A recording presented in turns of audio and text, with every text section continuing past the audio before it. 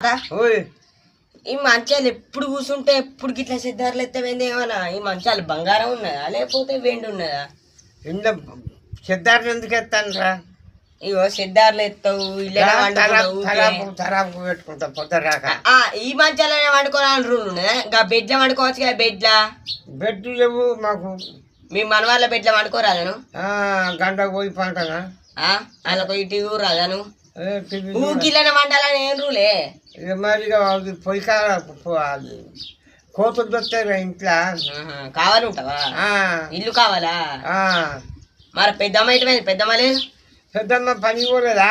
పనికైందా? అలాగే 100 రోజుల పనికి మనిషికి ఎంత పడతానే? మనిషికి 50 రూపాయలు పడతాయి. 50 రూపాయలు? ఫోటోలు తీసుకో మేడం అక్కడనే ఉంచుతుంది అడిగా 2-3 ఇటు దాకా 2 నుంచి 3 దాకా అన్న ఉంచుతుందట. పోరాట పడుతుంది. ఒక్కొక్కసారి 3 అవుతుంది, ఒక్కొక్కసారి 2 అవుతుంది. ఇటు పంపిస్తుంది, ఇటు ఆమెకే వెళ్తలేదు మేడం. 200 అన్న పడతలేవు. 50 రూపాయలు ఏం సరిపోతాయి? 150 గుడికి కూడా రావు, తిండికి కూడా సరిపోవు. తిండి కట్ట అయిదానికి మంచాలు ఎందుకు కూర్చుంటా నాకు చెప్పు. మంచం వాళ్ళు లేరు, మంచాలు ఎందుకు కూర్చుంటా అని చెప్పి. ఇక మంచం అంటే అల్లేదు నేను. ఈ మంచాలు ఏమైనా బంగారమా? ఏమున్నదిరా బంగారం ఎక్కడి? సరే అయితే ఇక కూర్చో మంచాల.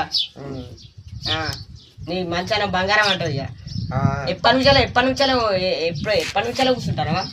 ఇది ఎప్పుడు 2 నెలల 3 నెలల ఇంట్లో పండబట్టి నాకు పానం మంచిగా లేనా కాంచి ఇక్కడనే కూర్చుంటాను. ఎప్పటి నుంచో ఓలా లేరు మరి మంచం. అయ్యా ఓలు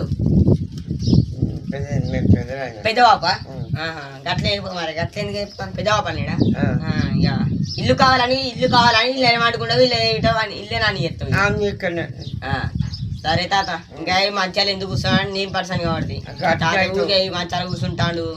నాకు పిచ్చి ఎత్తాను. ఇదే మంచాల కూర్చోాలా? మా సినాన్న బెడ్లో వండుకోవచ్చు, ఇంకా వాళ్ళ మీ వాళ్ళ బెడ్లో వండుకోవచ్చు అని నేను పర్సన్ కాబట్టి వాళ్ళు కొవ్వు. సరే తాత, ఇక మూదాను పోయి రాపో.